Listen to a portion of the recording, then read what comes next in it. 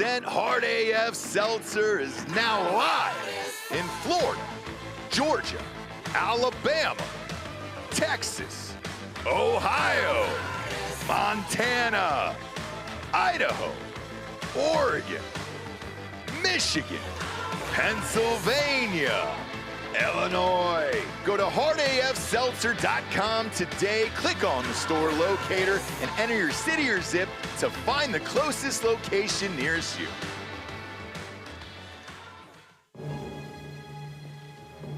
Oh, I like that angle.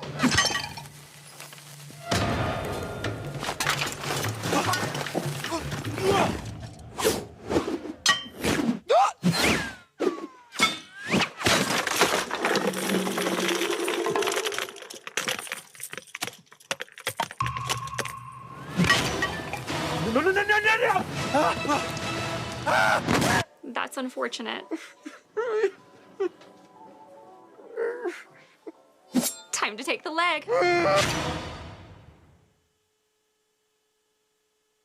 Welcome to Drinkin, Bro.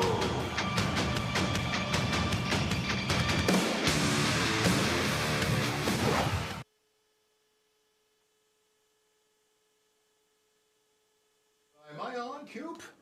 I don't think I am. I got nothing in my headphones there. And figuring things out on the temp set, getting everything up and rocking here. Welcome to the Tuesday morning recap brought to you by MyBookie.com. Promo code Drinkin' Bros doubles that first deposit all the way up to $1,000. Stay on the couch and get into the action today with MyBookie.com. Went to a little soiree yesterday in the neighborhood. A little barbecue was had, all that other fun stuff with the kids. And I did stay up, though, to watch the finals last night. We'll start with the NBA first. Knicks are back. I'm actually shocked by this. I don't know about you. Out of that field, why would you be shocked? I mean, I thought the Knicks were kind of the favorite. I mean, look, we'll start with Detroit. Detroit was number one. They had a great year. They're young. They're young. Knicks have experience, but I thought for sure, man, I don't know if you remember this, but my money was on the Celtics. I thought the Celtics were going to roll, and they did not. Knicks have been rolling ever since they lost a couple games to the Hawks. They've gone undefeated ever since. And they're back in it, and they're winning games by a large margin every single time. Now, the first game in this series was close-ish. They were down by 22 in the fourth quarter. They came back and won. That kind of set the tone for the rest of the series. I mean, they won that game by 11. I know, in overtime. It ended up going to overtime, and then I don't know if the Cavs scored in overtime. I mean, it was fucking gnarly. And ever since then, they've steamrolled. What did they win by last night? 50? That was an embarrassment. 40 or 37. It was nuts. Last night. Game wasn't close. No, 11, 12, 13 the night before, or the game before that, and then 16 before that. They've covered every single game if you're betting on them. They lit the Cavs up. They lit the 76ers up. They beat the closeout game. Game 4 was fucking 30 points. Yeah. The closest game in that series was 6 points. Yeah, dude. You say that weird. like 6 points is not a huge spread, but the next closest behind that was 14. Yes. So it goes from 6 to 14 to 40. Yeah. At the high end. Because it was one of those games was 137 to 98. So that's 39 points. I mean, that's fucking ridiculous. It is. And look, the Knicks were an okay team in the regular season. Nothing to fucking sneeze home about, dude. Nothing to grope your basket about. No, but they've got the team for it. That's the team they wanted to have. They just had some injuries during the season, but they've ripped off, 11 in a row now? Yeah.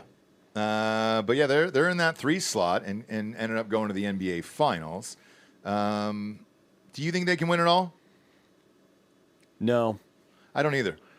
No, I think they're actually in a bit of trouble now just because of the layoff. The layoff, and I look at these two teams in the West. This was the matchup I was personally waiting for with the Spurs and Thunder matchup, because I think these are the actual two best teams in the NBA, and they're playing each other. These games are fucking close and gnarly, and I mean, it is an all-out war every single game, and they're on tonight. I'm looking forward to watching it. Wemby's pulling up, hitting half-court shots, and fucking game-tying threes from the logo at 7'6", and it's just absurd to watch what is going on there. And this series has lived up to the hype. It's 2-2. You got tonight's game. OKC is favored by what, 3? All in on OKC. 3.5, I think. Yeah, all in on them tonight. I'm betting heavily on these guys tonight at home. I'd be stunned if they lost Game 5 tonight. Yeah, I've got Oklahoma City at home. Yeah, 3.5. I think that's a good one. Yeah. Do you think this goes all 7? No, I think Oklahoma City wins the next 2 games. Okay. Yeah, I kind of live in that neighborhood too. And then what happens if, because I'm with you, I think OKC makes the finals. And I think they play the Knicks. I think the Knicks could get swept in that by Oklahoma City. I mean, these guys are running out 12 dudes every single night. This isn't just, 6 or 7 guys. This is a full fucking 12 that they're using on a night in and night out basis here. I don't know how the Knicks keep up with this. I really don't. Yeah, the Knicks have played well. Again, they've won 11 in a row. Brunson is better now than he's maybe ever been. He's averaging 27 a game in the playoffs and almost 7 assists. Anunoby looks good. He's healthy. Karl Anthony Towns, Big Cat's healthy. He's averaging 17 and 12 or 11 maybe. I don't remember. I had to go look. But 17, 11 or 12. Mikal Bridges looks good. I mean, they're getting big minutes. Here's the difference, though. So Brunson's averaging 36 minutes a game.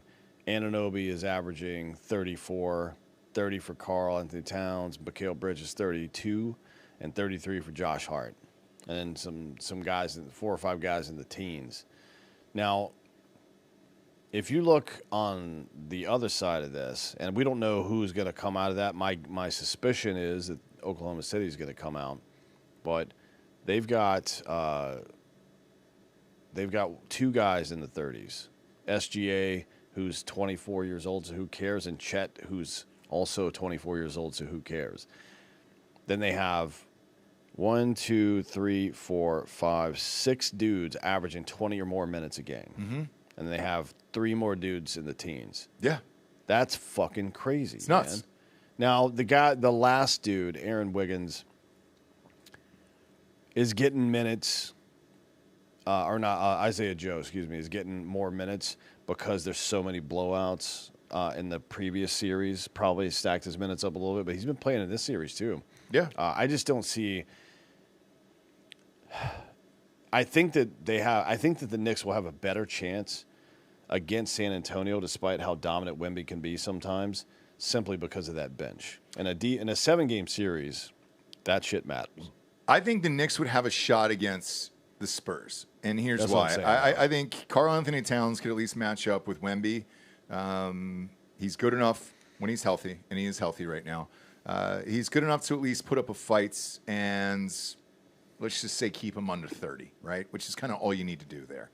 And then the rest of the team can kind of go up against the rest of the Spurs. And I think the Knicks could win a championship if they play the Spurs. If they play OKC, I think they get fucking smoked in 4. Maybe 5.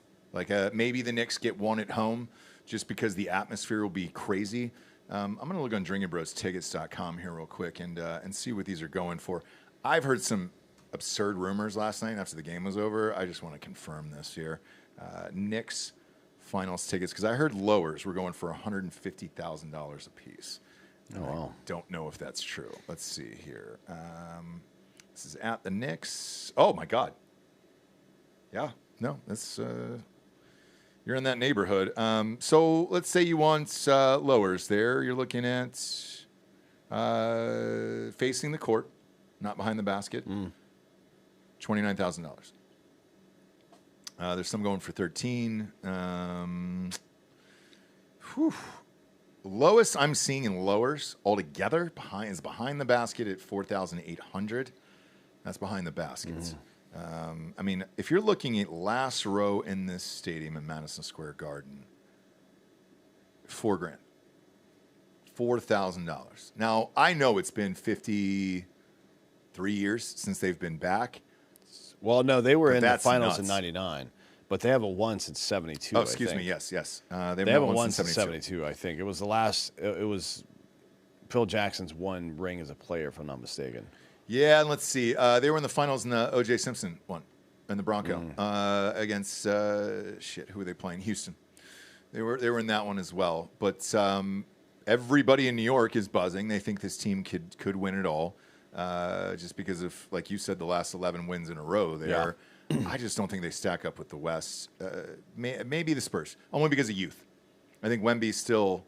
Yeah, he's 22 years old. If he won, I'll put it this way: if he won an NBA title at 22 years old, the rest of the league is fucked for the next 15 years. I mean, so Wemby against New York this year averaged 28 points a game, 62% from the field, 13 rebounds, and 2.5 blocks. Jesus Christ. Cat, 16 points, 10.5 rebounds, and that's not bad. 0 blocks. 0 blocks? Which is odd. How do you not have any blocks? Well, I mean, you're going up against Wemby. You're guarding Wemby. You're guarding a 7'6" man who is not only dominating down low, but he's also chucking up 3-pointers. Yeah, it's wild. Centers don't come out and guard the 3. I mean, this guy's impossible to guard. I watched a clip over the weekend with Ant-Man from Minnesota, talking about playing the Spurs.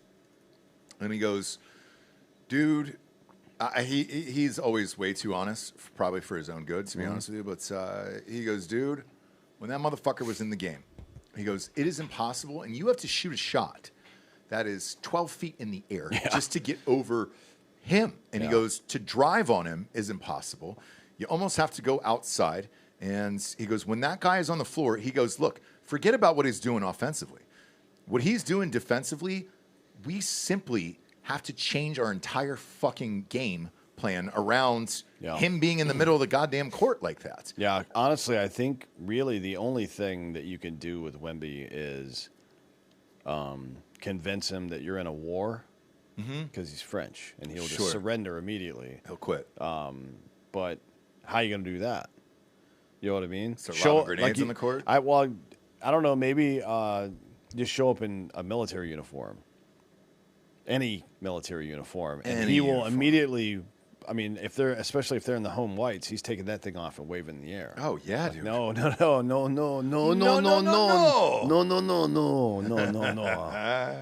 Yeah, the French are cowards. Yeah. But tonight's game should be fun, and I'm looking forward to it. If you're a Knicks fan, look, enjoy it. Here's what I do enjoy about the Knicks, although I still don't believe in them, or any team from the East, for that matter. Because I still would have picked any team from the West against the East, no matter what. Even the Celtics. Even the Celtics had gone after I predicted them to go. I thought Tatum was healthy enough, but give him another year off that Achilles surgery. I think with these teams, man, in the West, and if you're a Knicks fan here, you gotta hope for the fucking Spurs. You got to hope this run continues for these guys. And what was the score the last time they played the Spurs? I know you got the stats there. Spurs win these games? The Spurs beat the T-Wolves by 30. Is that what you're talking about? The Knicks. They end up beating the Knicks. I have to look. Hang on. Give me a sec on that. Yeah, because looking at these potential matchups here and looking at the games that they've been playing, the games they've been playing have been wars too. And the Knicks haven't played any of these fucking wars. As we mentioned, dude, they've covered every fucking game. None of these games are really close except for the overtime game. But they had to come back and have a miracle for that. And, they split, actually. Both games were in December. New York beat them at home by 11. And, all right. Well, I guess it was both times it was in New York, actually. How did they fucking... Yeah, I'm sorry. There were 4 games. That Wemby and Cat just only played or 3 games rather. There were 2 in New York and 1 in Oklahoma or in St. Antoine. They lost at home to New York, 114-89. Okay. Ugh. Oh no, sorry. They lost in New York, 114-89. They lost in San Antonio, 124-113, and they beat them on New Year's Eve, 134 to 132. So New York has played them tough. They beat them twice, and they only lost by 2 in the third game. Okay. Not that that means anything. Wow. I mean, regular season games. Going to Wemby played really well in both the games he played in. He was injured for one of them, I think. But I think the Knicks could beat the Spurs. I just don't think they can beat OKC. I don't think the Spurs can beat OKC either, though. I mean, in an individual game, Wemby can go off. Anybody can go off in an individual game, but having 12 dudes in your fucking rotation at the NBA level is fucking nuts. I've never seen it like that before, which is why, unless there's a major injury, I think Oklahoma City wins, and I think they win again next year. I don't see any team that's being built right now that has the youth, the skill, and the depth. Right. Nobody has all three except for them. I don't see it either. And I think there's going to be another situation for OKC where it's going to be like when they had Harden, Durant, and Westbrook, where these contracts are going to have to age out. And then, hey, you can't afford all 12 fucking dudes that you've assembled. By the way, we got breaking news here. Wemby's card, 1 of 1, the 23-24 Panini card, just broke the record, $5.11 million. Holy shit. For one fucking card, dude. It's also the most expensive known sale of a non-autographed NBA card. So it's not even autographed? Shit. And the third sports card sold for $5 million in 2026, man. What a fucking time to be alive right now. Look at that goddamn thing. Way to go, Luke. All right. $5.11 million. I've been buying a lot of Pokemon cards for the kids lately. It's insane how much they're worth. I know. We have a whole stack of them now that have to go to a professional grader. Yeah. To get graded because we cracked one box set of it was like a Pikachu box or something like that for $200, and there's like $1,000 worth of cards in there. Holy shit! It's fucking ridiculous, man. Sean Avery was cracking cards the other night on his Instagram. Shout out to Sean Avery, friend of the show, obviously a friend in real life, but he was cracking cards with his kids the other day. It's become a massive thing, man.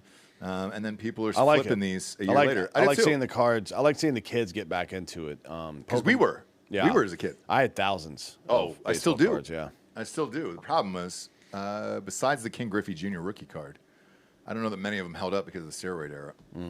Remember that '84 Mark McGuire card that was like the fucking golden ticket? I have it. Yeah, so do I. Yeah, it's the what do you call it? The Olympic card. Yeah, I got that one too. But yeah, dude, it's after the steroid thing, it kind of went out the window. Maybe they're all returned to glory. We'll see. But this NBA finals, that we're looking at here has been exciting on one side, just not the other. Well, not even then. Shit, I'd venture to say before these two played in this series, all these other series sucked, to be honest with you. The Eastern Conference certainly sucked, minus game 1. And they had to drive that into overtime, and the Cavs just choked. I mean, in the East, that Detroit Magic series was pretty good. Although to start with, they were down 3-1. Yeah, and to be honest, after that, I was like, damn, Detroit's not. They didn't look very good. But then they took the Cavs to 7 games in that series. But then the Cavs get swept by the Knicks. So is this poorly coached teams? Is it bad matchups? Is the East that weak? Like if you put the Magic versus, say, the Lakers in a 7-game series, just for funsies, right? Yeah. Because you're talking about 2 mid-tier teams. Magic were 8, Lakers were 4, but let's be real, right? Lakers are not 4. You put them against each other, is it just a fucking blowout sweep? Is that how bad the East is? I'm not sure, to be honest. I can't get my head around this because I thought the Celtics were going to be pretty good. They took the Sixers to 7, but obviously they weren't as healthy as they needed to be for that series, and they weren't in rhythm either. But then the Knicks blew the fucking Sixers up, man. I mean, they blew them up. That was, I think, even worse than OKC versus the Lakers. I think that Knicks 76ers series is one of the worst performances I've ever seen out of an NBA team. Except for, I mean, the next one with the Cavs, where James Harden was on TV yesterday saying, I think we were actually the better team out there. Yeah. It's like, you may want to fucking stop smoking that shit. You lost whatever 4-0. Whatever it is you're smoking, man. Lost 4-0. Like, look, I'm not going to kink shame, and I'm not going to tell you to stop doing drugs, ever. No. Because I like kinks and I like drugs. Maybe keep it to yourself. Or start huffing that duster keyboard cleaner that you were fucking with earlier. But there's two trends that I find shocking with the lack of good games. NBA playoffs, highest viewership in 29 years. Can't believe it. And here's why I can't believe it. Rolled into town, and Coop, you had that long drive twice. I had it twice for two different cars, but yeah, dude. Came into town. Stopped at Slice of Life. I was just like, all right, before I go home, I'm going to try to balance out, grab a couple slices of pizza and a beer here, just kind of chill. And said, hey, you guys don't have the game on. And they go, it's on Amazon Prime. And I go, you don't get Prime? And they were like, no, all these TVs were built in or whatever. And I was like, shit. So I couldn't watch the fucking game at a bar. Watch it on your phone. You forgot about that, right. And people were starting to pull that out, which is super odd to see. And so you saw somebody taking forgive me, I'm going to use my own product here, but a hard AF can, putting their phone against it and just watching the fucking game. And I was like, all right, well, those are counting. I'm looking at the numbers right now. I'm looking at the ratings right now. That counts, man. You're watching on your phone.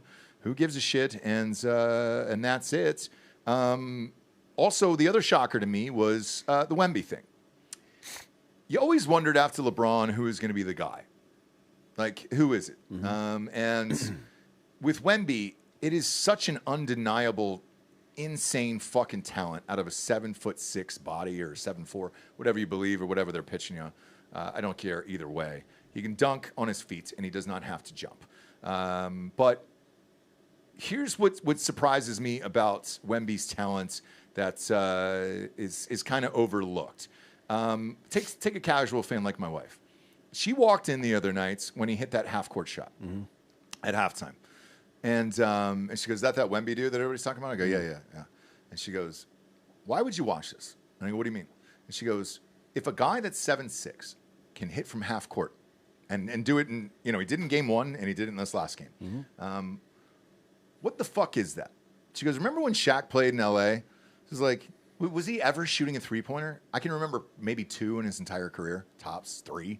No.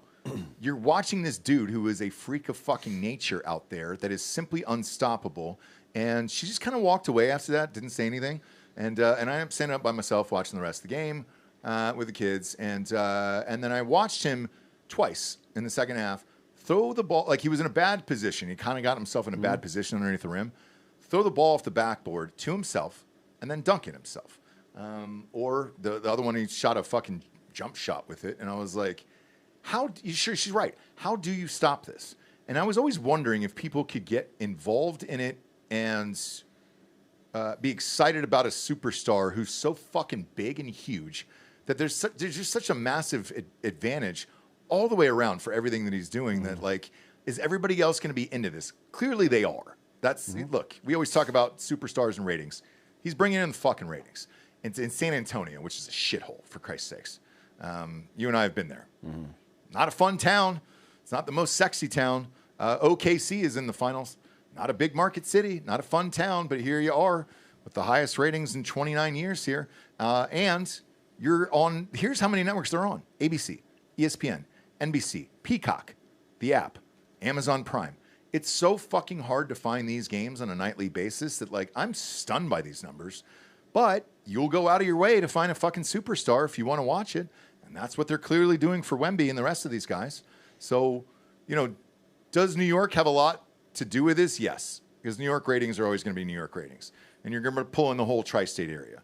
You're looking at Jersey, Pennsylvania, and New York.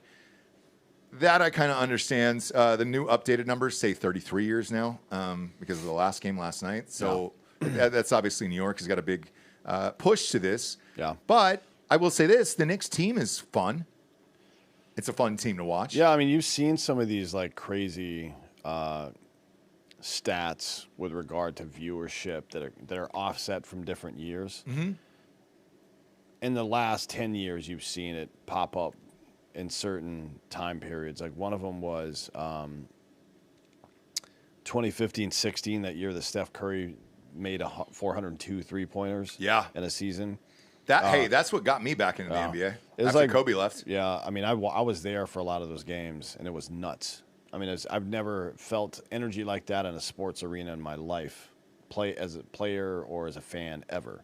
I've never seen anything like it, man. I probably went to 30 games that year, and the Warriors would be down by 15 points going into the third quarter, and the crowd is just like yelling, "Warriors, Warriors!" Like, what the fuck is going on here? You guys are getting your shit pushed in right now. And Steph Curry would come out and score fucking 10 points immediately. Like, what the fuck I mean, it's before you can blink that shit happened. It wasn't just that he was. And by the way, it's probably the most impressive season, in my opinion, in NBA history, considering his stature and the way that he changed. That season fundamentally changed basketball. It fundamentally changed it, because after that, there's no such thing as a post-up big guy anymore. If you can only post up as a big guy in the league, you are a sixth man at best. You cannot start in the NBA like that anymore. Think about even power forwards like Aaron Gordon became a three-point shooter, and Denver won a championship as a result of it, right? Because they hit a bunch of big threes down the stretch.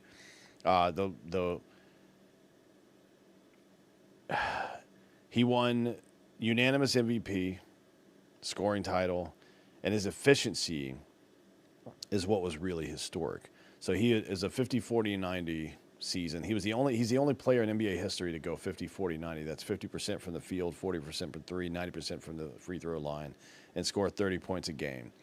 His effective field goal percentage was .630. He was hitting so many three-pointers that anytime he took a shot anywhere on the court, it was a 63% chance of 1 point happening. Mm-hmm. That's how statistics work. And his true shooting percentage was 67%. Nobody's ever even come close to anything like this. And his PER was 31.5, which is the highest for any guard in NBA history except for Michael Jordan in 90-91, which is a fucking monster season for him. And he did it at 6'2", maybe. Uh-huh. He's listed as 6'3". There's no fucking way. I'll say this. I met him in real life. He's taller than me. He's not taller than you. He was. No. I'm telling you, I had to peek up at him. As much, it pains me to say that. It pains me to say that. He's definitely not taller than you. I'm 6'3.5", and he was a little taller than me. He's not. He's definitely not taller than you. So his effective field goal on shots, 28 feet from the basket, from 28 feet to 34 feet, was 77.4%. But that is his effective field goal percentage. Totally. But if you look at it, and I think this is where I'm going with this, superstars in any sport will bring you to watch this shit. I disagree with my wife, and she knows nothing about sports. I like Wemby. I am watching because of Wemby. I don't like OKC. I don't like their style of play. I don't like the fucking fake falls all the goddamn time and the flops and all that other shit from SGA.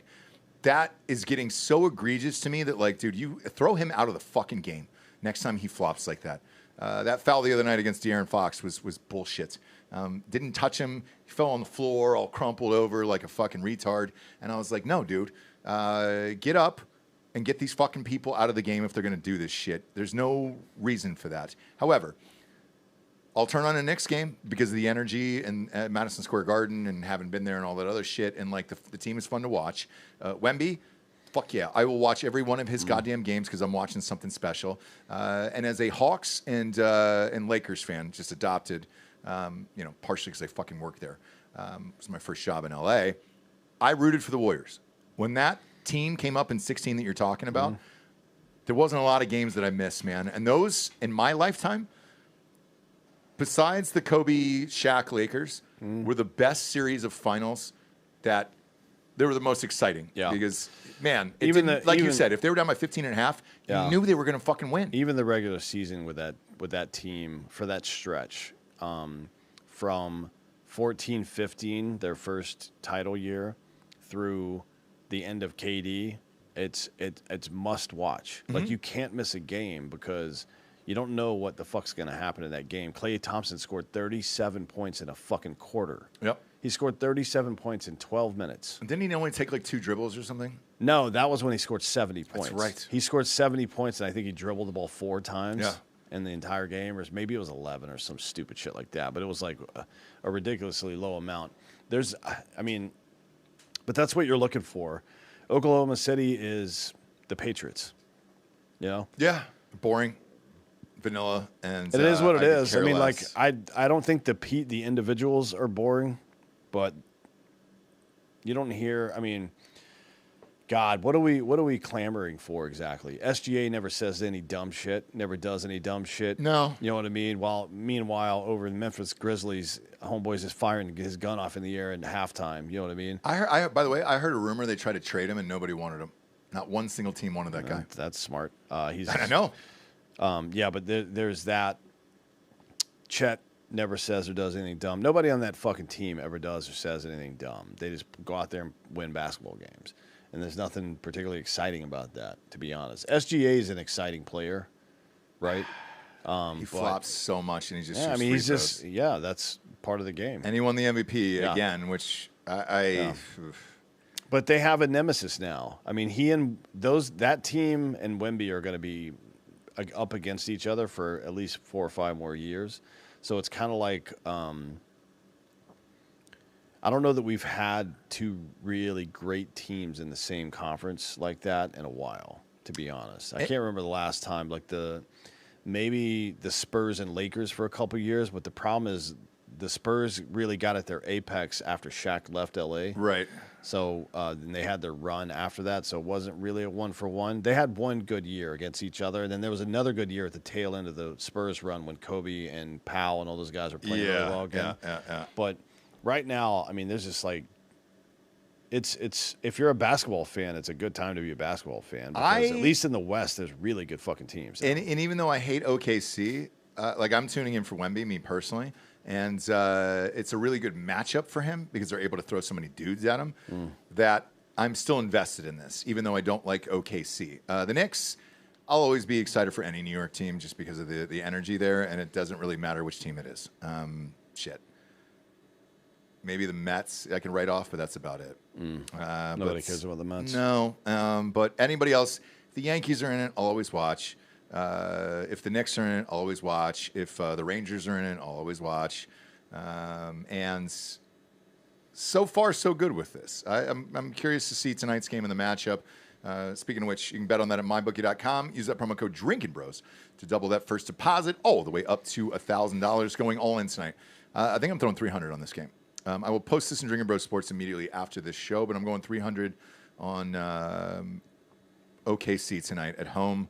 I don't think they lose Game 5 there. It is loud as shit there. It is out of control there. If the Spurs win, though, however, that'll show you the maturity of Wemby, and he might be able to win a fucking championship at 22 years old, which is fucking insane. And for the exact reasons, my opposite reasons my wife listed, that's why I watch this guy. I've never seen a human being play basketball like this, and I'm endlessly fascinated every fucking night, dude. I really am. It's like a fucking Disney movie. Remember the one where maybe you can pull this up? Schindler's List? Yeah. Where they find the really good Jewish basketball player and then they fucking gas him. I'm kidding. It was a Disney movie where Kevin Bacon goes to Africa. Oh, yeah, and above finds the rim. Manute Bol. Above That's the it. rim, yeah. Yeah. This is above the rim, but the guy is actually great. He's the best player in the league, and that's Wemby. And I feel like that is what we're watching right now, where it's just like, holy shit. Is that what it's called? Oh, the air up there. The air up there, yeah. What was above the rim? Look at that. Pull up this fucking thing. They got a bone through his nose and the whole shit, dude. Oh, above the rim was Tupac. What the fuck am I talking about? Yeah, this is the one I was thinking of. Yeah, is that really Manute Bol? It is. And he ends up playing in the NBA in real life. I remember there was a series of these types of movies. There was this one, and then Air Bud. Well, no, I was going to say Blue Chip. With Penny and Shaq. But hey, if Air Bud was playing and Nick Nolte, God the damn champion, it. God damn it! If Air Bud was in this series, that would be the greatest series of all time. I'm just saying. The Spurs could use Air Bud, I think. Yeah. It'd be a great series. But I'm betting all in on this 300 tonight. As soon as these series odds come up, whoever wins this series, I'm going against the Knicks on. I can tell you that right now. Actually, no. I'll go OKC against the Knicks, and I'll go Knicks against the Spurs. I just think youth is going to be a problem. But if he gets on that world stage and wins a fucking title at 22, Jesus Christ, man. Forget it. It's over. What do we have now? Who are the favorites? Luke, read those off right there. Oh, you just had it, brother. You had it, brother. Oh, you got OK. Oh, they got games up there. OKC and how many? Oh, these are alt lines. Go to the championship there. Click on NBA on the left-hand side and go down to championship odds. There we go. Who do we got as a favorite? OKC still. No shit. What are the odds on that? Plus 110. Fucking even money, dude. Even money on OKC still. What are the Knicks at? Plus 210. Plus 210. Mm-hmm. So 2-1 odds. All right. Yeah, Spurs got 270. 270 for the Spurs. They don't believe in the Spurs. Cavs are out, obviously, so that's over. But, all right. Interesting, man. Fuck. Okay. There's a lot of Knicks fans betting on this shit, too. Fun time to gamble right now. World Cup is coming up around the corner. NHL, which we'll talk about right after the sponsors. Bet on that tonight as well. Carolina won in overtime last night. It was a fucking awesome game. They're right up the street from us here. Love to see those guys go to the Stanley Cup against Vegas. It'd be a blast. We'll see what shakes out, though. Is Vegas playing tonight? They're up 3-0, right? Or do they end up sweeping? Yeah, they play at 9 p.m. Eastern. Okay, perfect. I'm going to watch that game tonight as well. Give me Vegas in that. They're going to sweep. Don't you think so? Probably. They're playing amazing right now. But go to mybookie.com. Use that promo code Drinkin Bros to double that first deposit all the way up to $1,000. Whew. Fun time to gamble right now. Also, go to drinkinbrostickets.com if you want tickets to any of these games. They're pricey. If you can afford going to a Knicks game, congratulations. You rich. You rich. World Cup tickets, though, are falling into the toilet. I'm not sure why, but those tickets that were going for like $6,000 and lowers are now down to like 600. So there's a lot of people out there that the World Cup is your bucket list item on, and good luck, dude. It's going to be fun, and I'm really curious to see what happens to these fields once they rip the turf out and put the natural grass in. That'll be really fun to watch. So I can't wait for the World Cup to start. USA got a favorable draw. Go see them if you can there. And tickets are available on drinkinbrostickets.com. $10 cheaper than StubHub. Last but not least is hardafseltzer.com. I'm boozing on a Tuesday. Fuck off, dude. Don't judge me. Don't judge me, all right? If you're tailgating for any of these events, dude, college football is coming up in the fall, dude. Go to hardafseltzer.com. Click on the store locator, enter your city or zip, and it'll take you to the closest location nearest you.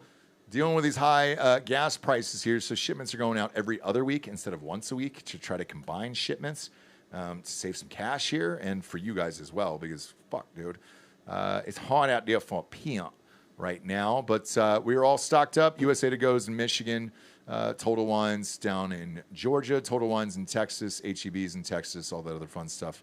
And then Idaho.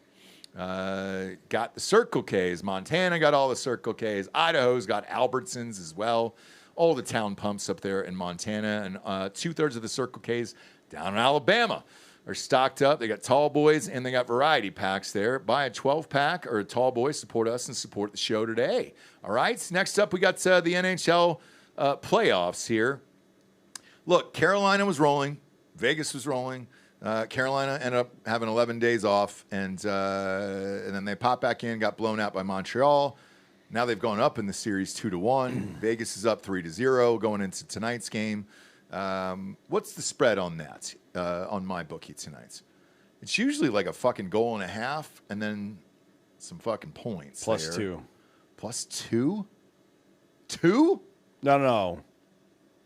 It's 1.5. No, Okay. it's 1.5. All right. Yeah. All right. Thank What God, is that dude. +2 on there? I don't know. There's some stray number. ESPN's all fucked up. Go to my bookie. There you go. Luke, what do you got there?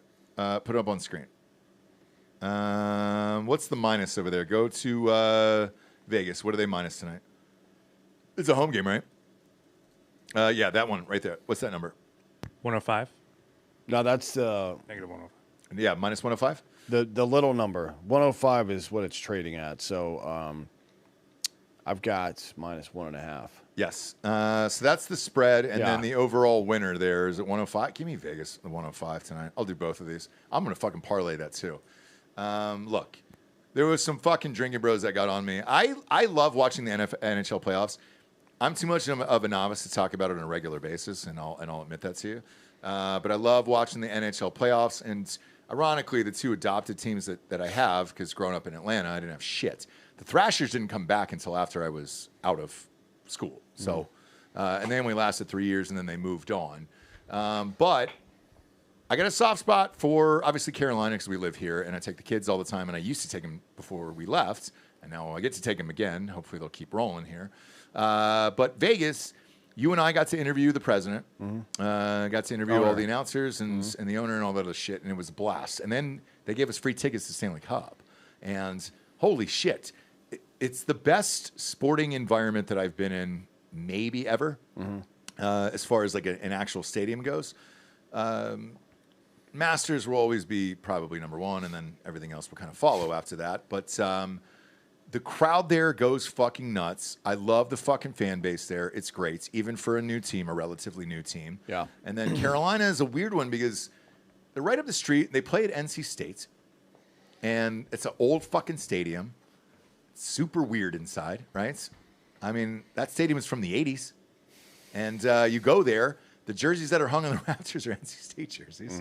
They're playing at a college still, which is shocking to me, even though every game is sold out and the fan support is wild there. But I've got Carolina and Vegas in the finals. Who do you got?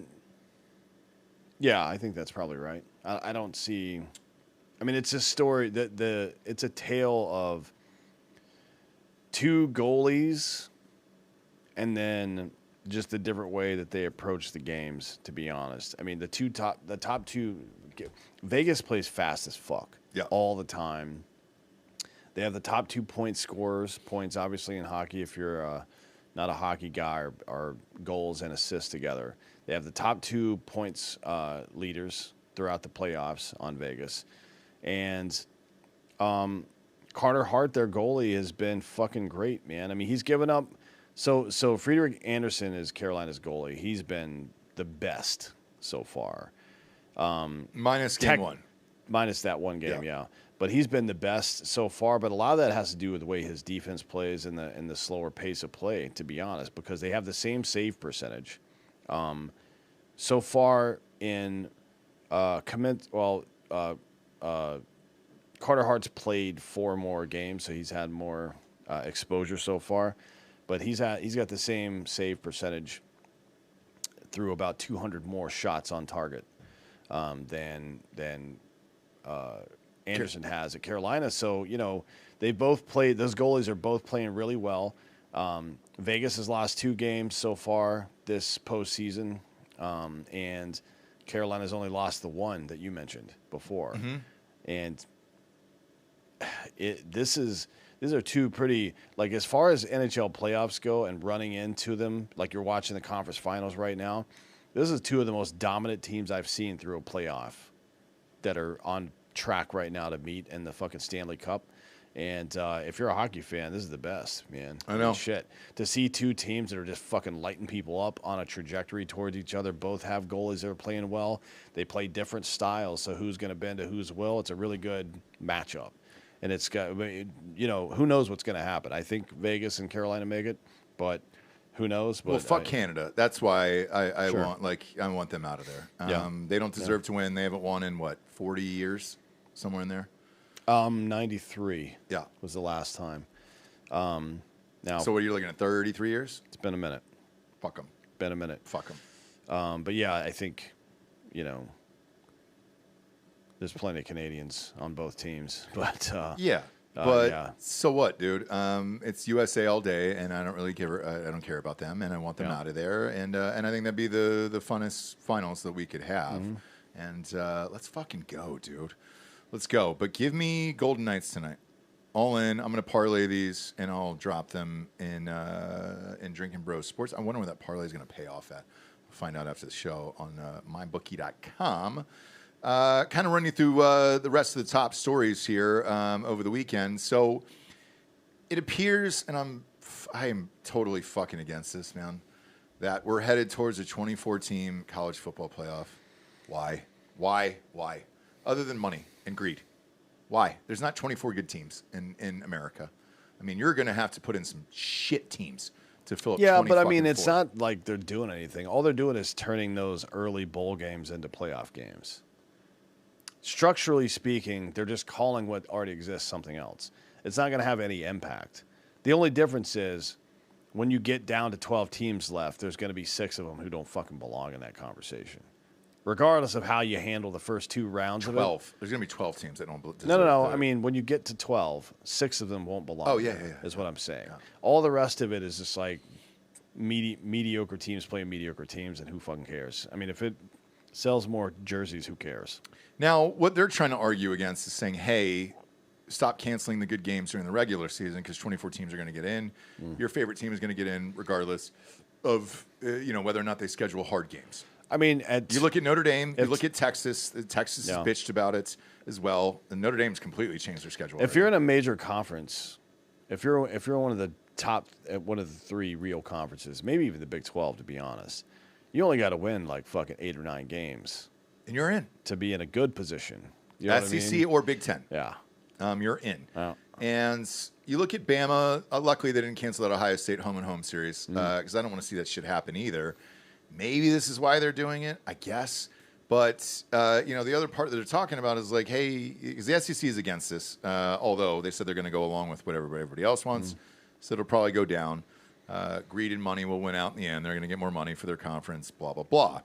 But if you look at the fucking state of the game here, and then they just raised the tourney teams for college basketball. Yeah, college it's basketball, 84 now. Dude, you had it perfect. Yeah. You had it right. It was the one fucking thing, and now I don't know why they're fucking with that. I don't either. And it's like, what's 24 going to look like? How does that match up? And is there buys? Is there multiple buys? What is it? I mean, there would have to be 2, right? If it's even numbers, 2 people would have to have buys, or 6 or something like that. I don't remember how the math goes. But then, would you play them all? Because they're saying, hey, we're going to keep the SEC championship, hopefully. I don't see how you do that. I don't see how you keep the conference championships and still play those games without running into the fucking Super Bowl. But do you still get the bye, or do you go, or do you start the week after? Like, hey, yeah, you got to start the week after. But you mean the gap week, not the bye week, right? Yeah, you got to start the week after. That's what I think too. And then, but I say that you're starting to encroach on the Super Bowl, but maybe the NFL is involved in this. Because they want to push back a little bit, too. They want to add more shit, too. They want to take President's Day and make that a holiday. So the Super Bowl's on a Sunday, and then everybody has Monday off, which I love. And that would be my dream, too. But playing college that late into the year, it's going to be fucking with the portal, fucking with all this shit and everything else, and it's not great. This is the coaches, by the way, who are hoping the SEC title game survives. No offense, but if I'm, as a obviously Homer Ohio State fan here, I don't even want to play in the Big Ten championship. Why? Why play an extra game? Why risk an injury? Why do any of it? You can win your conference outright during the regular season. Who gives a shit? Yeah, what's the point? These title games were built in the SEC and the Big Ten before to give you a leg up to go to the Final Four games, right? The Final Four teams. Now that 4 has changed into 12 and now 24, and fuck off. Playing an extra game and risking injury? No. I don't know that players are going to want to do it. Yeah. I really don't, especially in the times we're living in with the money and all that other shit. But, man, as I'm looking at this, it's not going to kick in until the year after this. So you're still going to be at 12 this year, and that's going to go till the end of fucking January, and the layoff is going to be close to 5 weeks for those bye teams. Forget it, dude. I say you dump that game. If I'm a team that's about to get that bye and you're looking at a 4.5 week layoff, fucking dump the game and just say, hey, play the fucking backup players in the championship games. You're already in, so I wouldn't give a shit. And then you get a home game to warm up, and then you can really start getting rolling here. Speaking of getting rolling, Pat Mahomes, was on the field for the first OTA practices. He might start week 1. Shit. We'll see what happens. But if he does, Chiefs are fucking stacked, and they can go on one more run here, especially with the addition of Kenneth Walker Jr. and all those other fucking guys. QB-wise, let's see. I'm looking at Texas Tech. NCAA has denied the reinstatement of Brendan Sorsby. This is another guy who's trying to play till he's like 30 years old. Yeah. And it's like, man, you got to do something about that as well. They're going to appeal this. I think the other 2 guys appealed. One, who was it? Chambliss won for Ole Miss. And then the other guy for Tennessee lost. Yeah. To a Knoxville judge, which is shocking. Yeah. Also, that guy's probably fucking, somebody's looking for him. I would be as well. I'm looking at Sark's comments here. These were fucking hilarious over the weekend. For whatever reason, he must feel like he's got the championship team because he will not stop talking shit, and I have no idea why. He's never won anything. No, not even close, actually. No. Like, he's never been in a position to win anything, so I'm not sure what. So he said, because he walked back his comments of Ole Miss. He said, look, go to Ole Miss, you can major in basket weaving and graduate tomorrow. It's the only school you can do that. Now he said, I'm sorry for those comments. Blah, blah, blah. It was insensitive. But, like, he's been very, very outspoken this season, as if the way he's talking is if he's going to win a goddamn title. And no offense, bro, but Arch Manning, we don't know if he can throw the fucking ball, and he was hurt for spring. So he's out. He's going to have to figure out steps and all that other shit in the summer, but he's out, man. So, hey, maybe he knows something I don't. Maybe he saw Arch Manning threw a ball and there wasn't a giant hitch in his fucking delivery because we haven't seen that yet. No. And if it happened behind closed doors because I haven't seen any fucking video of it either. Now, the weird thing is they still got him going number 1. Yeah, no, I mean, that's in the draft, the NFL draft. That's the thing, though, like a minor mechanical change to Arch's delivery, and that is a fucking number 1 NFL draft pick for sure. He is the body of it, for sure, and the arm. He's got the body and the arm. He doesn't have a huge problem reading necessarily. He can run. He can run, too. He's got a big body that can absorb. He's not Josh Allen, but he's not fucking a twink either. Definitely an NFL prospect. He's got to fix that one thing. Sark is known for big attitude and small performance. You know what I mean? And man, what I really hope is that doesn't cascade down onto. He's not like blowing smoke up Arch's ass. Like, hey, don't worry about those haters. You're good the way you are. Like, no, you're not. None of us are good the way we are. I'm looking right into camera for that. You're a fucking loser. Okay, all of you and myself too. Until you fucking win, you're a fucking loser. I guess Phil Jackson said it better that you're only a success in the moment you perform a successful act. That's probably the Buddhist way to say it. But this is the Dan way to say it. You're a fucking loser. Until you win. Sark, you never won. So shut the fuck up, man. And don't get that loser bullshit on other people, especially kids who are trying to fucking make a career. And even last month, when my audiobook, The Final Inch, was number 2 in the world, I woke up and said I'm a fucking loser, dude. Mm-hmm. I was not number 1. So therefore, I have nothing to fucking brag about. If you ain't first, you're last. I think that's in the Bible. Sure is, dude. Well, let's get to it now. Let's cover it here at the end. We lost Kyle Busch. God damn it, dude. We lost Kyle Busch. Kyle fucking Busch, dude. Look, I talked about the story in Ross Patterson Revolution earlier this morning, just a little bit. How do I word this? Dan and I have been working on a big presentation with Zone for Kyle Busch. We were supposed to go to the Coca-Cola 600. It was in Charlotte. We're here. They had asked and everything else. I said, look, we're there if you need us to, and we can come on out to it. I'm here on Friday afternoon. I think it was just me and I think Jamie was running around or whatever. And I texted those guys. And I said, hey, just wanted to see if we're still on. If not, no big deal, whatever, and blah, blah, blah. And I got a terse response that just said, hey, it's been canceled. And I was like, Coca-Cola 600's been canceled? And I looked at the weather. Nothing wrong.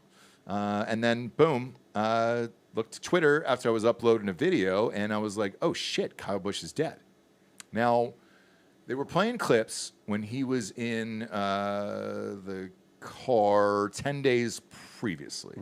And he had radioed in and said, hey, I need a doctor. And he's like, I'm dealing with a sinus thing. And his crew chief or pit chief, whatever, said, do you want the doctor on the track, or do you want it in the bus? Now, the bus is the same thing as a trailer, but let's face it, for a superstar like Kyle Busch, he's got his own tricked out bus. That's kind of like what Will Smith and those guys have in the big movie stars. As soon as he said on the bus, and then just tell him to give me a fucking shot, I knew he had pneumonia. And I went to my parents afterwards. It was my daughter's birthday, and we kind of celebrated there with the wife, kids, and my grandparents. And they said, hey, can you believe this thing about Kyle Busch? And I go, I guarantee you he has pneumonia. That's the only thing that makes sense. Because he fell over in a simulator, and they tried to bring him back to life, brought him to the hospital, and then he died a short time afterwards. And people who are working that hard and go all the time, I was in look, obviously it's no secret on this show, I was in a coma for 11 days for pneumonia. And I'd been in the hospital 5 other times for it, and it was the same attitude every single time. Give me a shot of B12, I'll be fine, and I can just keep working. And then the answer was no. A lot of people are stunned by this. I don't think you understand how severe it is. Pneumonia, where once you get it, if my wife, I was blue in the face, blue. And I knew that I had it. I knew that I had it for 3 weeks before that, probably. And if she did not physically drive me to the hospital, I would not have went, and I would have died. Kyle Busch, the same thing happened to him here, and it sucks. He's 41 years old. I remember texting you, and you texted me back. You're like, there's no way. He's 41 years old. He's fucking younger than us. And I was like, I know people don't think of them as athletes necessarily, but NASCAR drivers are in really good shape. Well, for the most part, heat, colds, like all that shit. Not. There's exceptions. There's always like, and you people that were police or in the military or something, you all know the fucking guy that looks like a barrel, but he can run 5 miles in 40 minutes. Tony Stewart. Yeah, Tony Stewart is a guy like that, but they're all like fucking really good athletes. I mean, we hung out with Dale Jr. not just a couple years ago, and he's still fucking like fit as shit, man. And he's like almost 50 now. It's shocking. We went to a dinner with him, and he was fit as shit. And I was like, God damn. Yeah. I go, dude, you could be in the car tomorrow. And he goes, man, my body can't handle it anymore. And I was like, what do you mean by that? And he's like, just the heat, the exhaustion, the amount of preparation, all that other shit. You don't really realize what it takes to go into this shit. But Kyle was racing trucks on Fridays, racing NASCAR on Sundays, and then hopping in and out of these simulators to get used to all the other shit. And he just never stopped. He's the winningest driver of all time, and he had, in my opinion, probably 10 more years left, maybe longer, to race because he was that fucking good. Yeah. And he was the best heel, arguably, in NASCAR history. And we talk about superstars. We were talking about at the top of the show with the NBA Finals. Who's left now in NASCAR? I don't know anybody. I don't either. I don't know any of them. Occasionally, a name will pop up like a Ricky Stenhouse Jr. or somebody else like that. Austin Dillon or who's that Logan guy? I'm not a big fan of him because it's mostly like rich kids now. And I asked Dale Jr. about this at that dinner, and I go, hey, it was when we went down there for Daytona 500, and I go, who's the best driver in this entire room? And he points out this kid by the bar. And I go, that kid, I go, forgive me. I don't know too many people in NASCAR because they're just not that fucking famous anymore. They used to be. And I go, who is that? And he goes, oh, he's not in the race. And I go, why isn't he in the Daytona 500? And he goes, because he can't afford it. That was his answer to me. That was Dale Jr.'s answer to me. And I go, what do you mean? And he goes, dude, the sponsors and all that other shit. He goes, it is more than just about racing. It is being rich and then doing it, right? Now I'm going to flip this back to Kyle Busch. Who's the next Kyle Busch? It's his kid. His kid is 11 years old and already has, I think, 68 wins under his belt. He started when he was 5, and he's a phenom. His name is Brexton. Look him up. Look up this kid's. His name is Brexton Busch. And he looks identical to Kyle. So I ended up watching the Coca-Cola 600, and they did a big, there you go, right there. Yep. Look at that, Dan. Tell me that kid doesn't look identical to Kyle Busch. No. And he's 11 years old, and he's a fucking gangster out on the track. Starting when he was 5. Obviously, Kyle's rich and is able to do this and all this other shit. You still have to have the talent to do it. But I think this kid is going to be the next superstar. And, you know, when you're that good, this young, they typically get you in there around 17, 18 years old. Don't be shocked to see this kid in 6 or 7 years pop up. But, yeah, the tribute they did at the Coca-Cola 600 was amazing. It was awesome to see all the fans out and the supports. The hats were fucking cool, man. And I don't know who fills the void in this sport now. I really don't. I can't name anybody else. I mean, I can name the guys that I just did, but not to a level to where, like, I think they're going to be the greatest of all time. Yeah.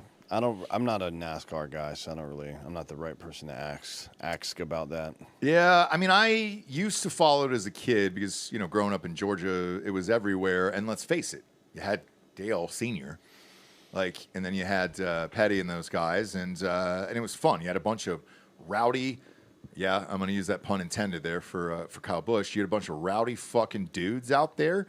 It was Talladega Nights, man. It was fucking Days of Thunder. It was that type of shit.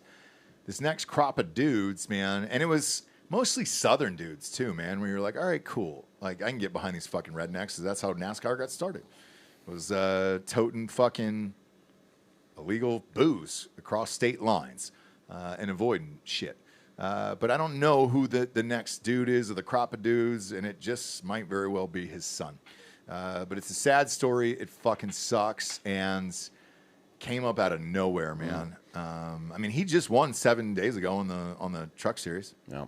So crazy last words if you watch it on video when he was doing the presser afterwards. I go, man, why do you enjoy this so much? And he goes, because you never. There you go. You can play this clip. 69th victory in this series, your 5th right here. Why do these moments never get old, Kyle? Because you never know when the last one is, you know. So I know all too well, unfortunately. With I mean, he literally said it. You never know when the last one is. You know, here with the truck stuff right now is it's awesome just to be a part of Spire Motorsports. Thanks to Jeff and Dan and Mr. H for the opportunity. HendrickCars.com. I'm sure it looked great out front leading the race, and it wasn't just Kyle Larson doing it. So, you know, feels good to have another Kyle being able to do it and putting ourselves in victory lane. So, love coming to Dover. Always one of my favorite places to race. Yeah, Kyle Busch. he was one of my faves, dude, and a great, if not the greatest heel for the sports. Fun to watch. I don't know how NASCAR fills this gap. They've been on a downturn for a while. He was the last dude, and that people really cared about. And I'm not sure how they fill it, but we'll see. Appreciate you tuning in. Go to iTunes, rate the show a 5-star, and leave a quick review. Also, head on over to Spotify, just a 5-star, and you can walk away. Yes, the advertisers care about the ratings on Drinkin' Bros Sports, so please rate the fucking show. All right? For Dan and Anthony Hollaway, I'm Ross Patterson. This is the Tuesday morning recap. Good morning, everyone.